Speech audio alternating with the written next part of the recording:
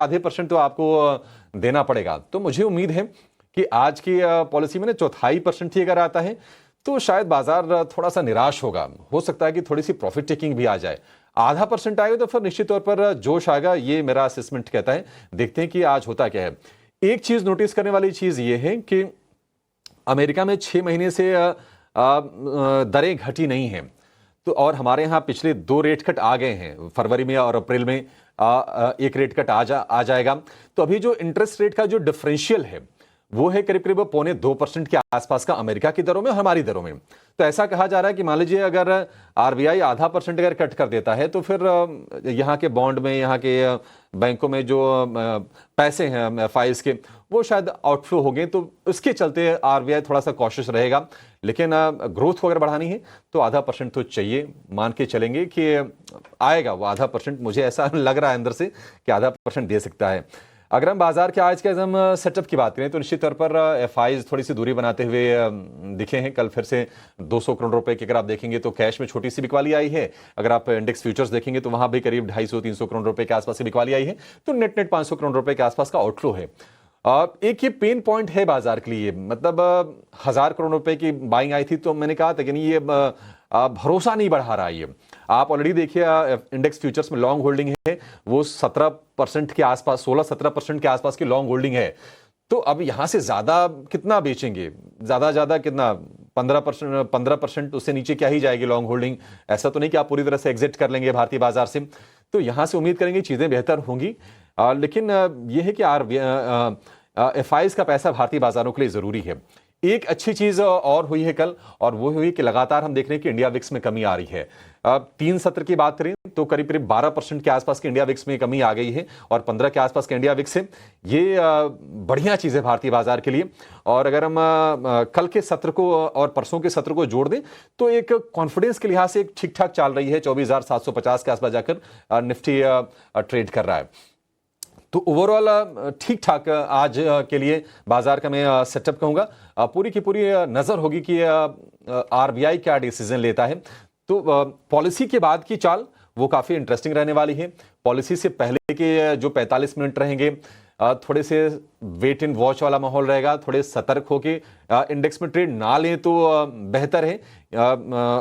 और आज आप ये जो इंटरेस्ट रेट वाले जो सेंसिटिव जो स्टॉक्स हैं, बैंकिंग, फाइनेंशियल, रियल एस्टेट या फिर ऑटो, और इसके अलावा कैपेक्स रिलेटेड जो शेयर्स हैं ना उस पर भी आप नजर रखिए।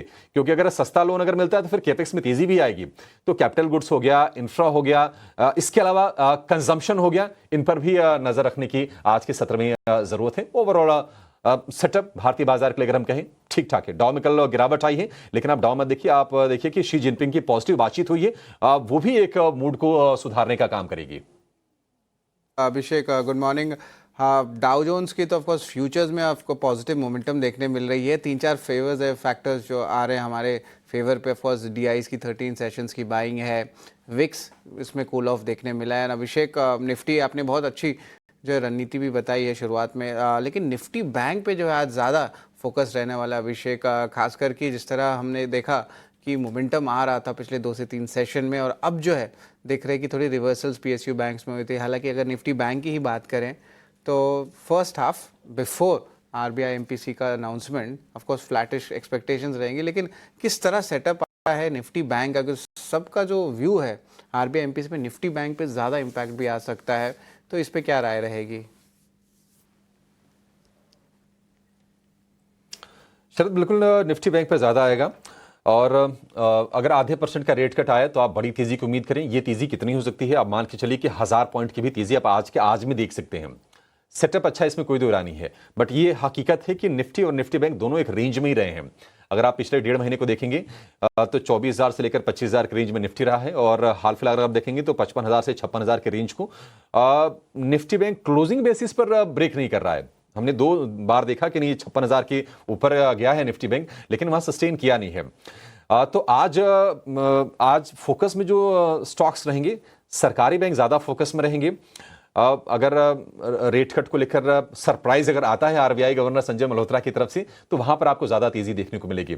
इसके अलावा एनबीएफसी जो स्टॉक्स हैं वहां पर भी आप फोकस करके चलिए, अच्छी तेजी वहां पर आ सकती है।